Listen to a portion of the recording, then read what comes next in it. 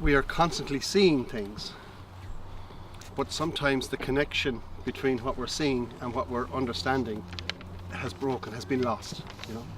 And so I like to call what I do is educating people to develop new eyes to see. That's the way I phrase it. And many of us would have learned quite a bit as younger people from our parents and grandparents and so on, the stories and the relationships with what's all around us, and then we've forgotten it, you know. And so I'm not going to teach you anything new. I'm just going to try and reawaken all memories. No, here you have the stump of an old ash tree. And this ash tree, obviously, it died, was cut down, but the roots are still alive, so they're still struggling to produce these. But the stump is being fed on, it's being eaten at the moment by a fungus, a mushroom, bracket fungus. You can see it there. Beautiful, beautiful fungus. See, really woody.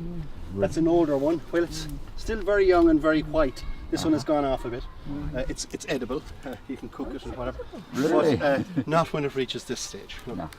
So this is life, you know. A tree probably 100, 200 years old, died, but it's still struggling to continue life, and it's also providing food for other species. So it's a metaphor for us. First of all, we look at this. Here is your holly. Yeah, and it's got berries coming already. And it's got the berries already, yes. Because so much is advanced this But year. we know that the holly tree has prickly leaves, naturally. And we know that we're in England at the moment, aren't we? So we have no native elephants or giraffes.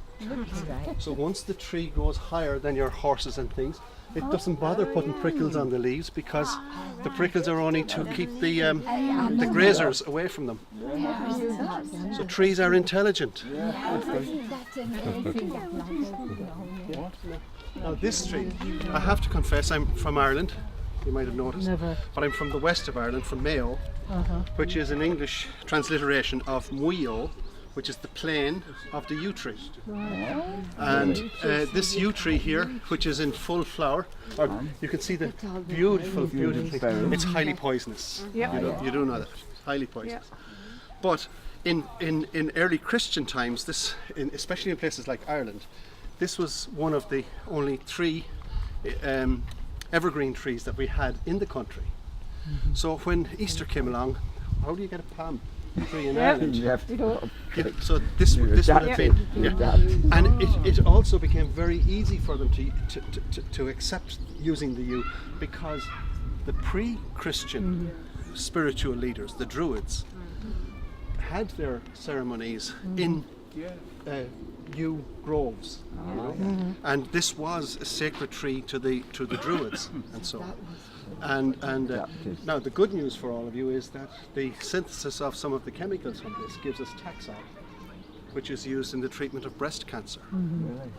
It's a major tree as a source of medicines that are used for several cancers, but especially breast cancer. Interesting. Yeah. You find it in a lot of graveyards too. It's in the graveyards because, first of all, they were normally walled and enclosed spaces, but also they were, a lot of the early Christian located their chapels and churches and graveyards on sites of earlier pre-Christian. Perhaps my favourite. I'm working in Meath, but this is the elder, which most people think is a scrub kind of a thing. The flowers from this make a wonderful cordial. We've had Elderflower how cordial. to make it if you give us a recipe. Oh, you just use about 30 to 40 heads. Like that. If you're picking the flowers, if you pick the entire head, but don't try and not include the stem, just as much the flower. just the flower. and then you and you'd use up to a kilo of sugar, and the zest or the peel, the rind of a few lemons, and squeeze the juice of the lemons in, put the whole lot in. You sort of reduce the sugar into about 1.5 litres to 2 litres of water. Reduce that to a syrup and turn it to a syrup.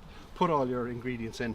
Put a little bit of acetic acid in it, a tablespoonful of acetic acid into it.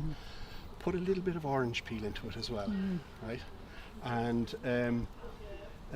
if you want, that's enough, you know. And just you bring the whole thing to the boil, and then you leave it, cover it over, leave it for 24 hours. And then you strain it through some muslin or something like that, and you reduce. But you have to use it within 3 weeks, unless you freeze it. You know, if you make quite a bit of it, it's good to use one of the bottles that you make, dilute it 50-50, and freeze it as ice cubes. So that when you're having your gin and tonic, you put one ice cube in, and it gives a gorgeous flavour to a gin and tonic. If you have patience, you can hang on and wait, Those berries, because the berries make a wonderful wine. Yep. You can also, from the flowers, you can make a wonderful champagne as well. But it makes a lovely red wine, and I think that the leaves are edible, but check that out yourself. So, just a quick glance down, and we have some hawk bits. We have daisy. Why is it called the daisy? Because at night time it closes up, and in the morning it opens its eye, so it's the day's eye.